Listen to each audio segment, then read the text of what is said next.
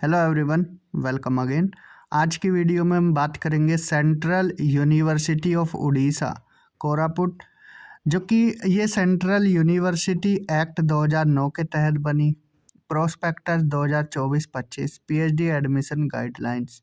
अगर आपको भी उड़ीसा के रहने वाले हो या आसपास के राज्य के सेंट्रल यूनिवर्सिटी से पीएचडी करनी है तो आप यहाँ पर अपना रजिस्ट्रेशन कर सकते हैं। इम्पोर्टेंट बातें देखते हैं। Application guideline to PhD programme 2024-25। अब देखिए यहाँ पर ये जो यूजीसी रेगुलेशन है 2022 उसके तहत यहाँ एडमिशन होने हैं। एलिजिबिलिटी क्राइटेरिया की अगर बात करें तो वही है जो हम बार बार वीडियोस में बताते हैं कि अगर आपका 4 साल का अंडर ग्रेजुएट हुआ है, यूजी 4 इयर्स की है, 8 सेमेस्टर की है, तो आपका पीजी 1 ईयर का भी होगा तो चलेगा।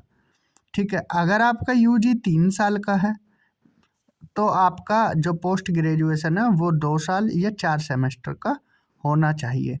इसके साथ साथ मास्टर्स में आपके 55% मार्क्स होने चाहिए। क्लियर। 5% का relaxation SC ST OBC non creamy layer, differently abled EWS economically weaker section, इनको 5% का रिलैक्सेशन मिलेगा। अगर अंडर ग्रेजुएट वालों को सीधा पीएचडी में एडमिशन लेना है तो उनके यूजी में 75% मार्क्स से ज़्यादा होने चाहिए तो वो आवेदन कर सकते हैं। ठीक है। एमफिल कैंडिडेट जिनके एटलीस्ट 55% मार्क्स होने चाहिए एग्रीगेट स्कोर, और इसमें 5% का relaxation SC ST OBC non creamy layer differently abled economically weaker section को मिलेगा। ये था eligibility criteria. Duration of the PhD programme की अगर बात करें, रेगुलर मोड जो पीएचडी होती है, अब देखिए यहाँ रेगुलर मोड के लिए ही पार्ट टाइम का यहाँ पर अभी कुछ मेंशन नहीं है।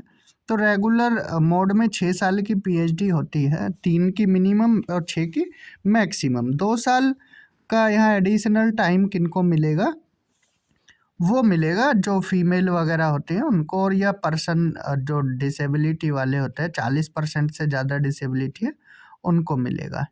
ठीक है जी। तो उनकी जो पीएचडी है वो 8 साल तक जा सकती है। ठीक है। 2 साल का टाइम पीरियड एक्स्ट्रा हो सकता है, और person with disability female candidate को 240 दिन की यहाँ पर चाइल्ड केयर लीव या मैटरनिटी लीव ले सकते हैं। Procedure for admission PhD admission, तो जैसा कि हमने बताया यहाँ पर यूजीसी ने 3 तरह के रिजल्ट, जो एनटीए है, जो यूजीसी नेट होता है, उसके 3 रिजल्ट अब आने शुरू हो गए हैं। एक जेआरएफ कैटेगरी, एक नेट वाला, और एक एडमिशन टू पीएचडी ओनली। तो admission under JRF category 1 category will be done as per University Grant Commission notification. तो यहाँ पर 100% वेटेज दिया जाएगा। The validity of JRF will be counted as mentioned in the JRF award letter. और NET की बात करें तो 70% स्कोर और 30% वेटेज रहेगा इंटरव्यू का। ठीक है जी। एंड यहाँ पर फॉर्म फिल कर सकते हैं। स्कोर निकालने के लिए ये फॉर्मूला लगाया जाएगा। ठीक है। कैटेगरी 3 के लिए भी यही फॉर्मूला है।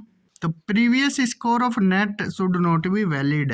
अगर आपका दिसंबर, लाइन ध्यान से सुनना फिर आप कमेंट करते हो, अगर आपका दिसंबर 2023 में नेट क्लियर है तो वो वैलिड नहीं माना जाएगा। सिर्फ आपका जो जून 2024 वाला है ये मान्य रहेगा, या फिर आगे कोई रिजल्ट आएगा, लेकिन लास्ट डेट तो तब तक ख़त्म हो जाएगी। तो अभी तो एग्ज़ाम ही चलेंगे यूजीसी नेट के। तो जून 2024 वालों का नेट और एडमिशन टू पीएचडी ओनली, लेकिन जेआरएफ वाले कर सकते हैं। ठीक है, ध्यान से सुनना इस लाइन को। जो एडमिशन टू पीएचडी ओनली और जिनका नेट क्लियर है वो सिर्फ कौन से, जून 2024 वाले, और बाकी जेआरएफ कर सकते हैं जिनका वैलिडिटी पीरियड जो भी है 2 साल 3 साल, देख लेना अपने अवार्ड लेटर पर। ठीक है जी। अब देखते हैं डेट ऑफ इंटरव्यू, ये बता दिया जाएगा आपको। रिजर्वेशन गाइडलाइन ये यहाँ पर लिखा हुआ है कि 15% SC को और 7.5% ST की सीट रिजर्व है, 27% OBC non creamy layer, 10% EWS को मिलेगा। ठीक है जी। Criteria of income and assets, ये उनके लिए है जिनका EWS, और EWS के लिए यहाँ पर लिखा गया है कि कितनी इनकम होनी चाहिए, क्या क्या होना चाहिए। ठीक है। एप्लीकेशन फीस 1000 रुपये है। ऑनलाइन एप्लीकेशन प्रोसीजर आप ऑनलाइन वेबसाइट पर जाकर कर सकते हैं। And it is mandatory to submit the scorecard of the test mentioned in section 3 of the prospectus while filling out the application form. And important date है, release of admission announcement 9/12 को हुआ है announcement. Online application submission 11/12 से, last date 5 जनवरी है। और जो candidate short listed होंगे interview के लिए वो 10 तारीख को, इंटरव्यू की डेट 20 से 24। Short listed candidate for admission 30 जनवरी और admission 11 February 2025 and PhD course work 13 फरवरी 2025 से शुरू हो जाएगा। सीट देख लेते हैं। Ancient, medieval and modern literature 6 seat हैं। कैटेगरी के हिसाब से आप देख सकते हो। Department of English language and literature 9 seat हैं। डिपार्टमेंट ऑफ हिंदी में 9, संस्कृत में 9, sociology 12, anthropology 3, economics 5, journalism and mass communication 9, 14 education, maths 3, computer science 3, biodiversity and conservation of nature 3, natural resources के लिए, and business management 3, department of stats 4, department of agriculture 9, forest management 2 and 5 animal husbandry. Total seat 108 हैं। ठीक है।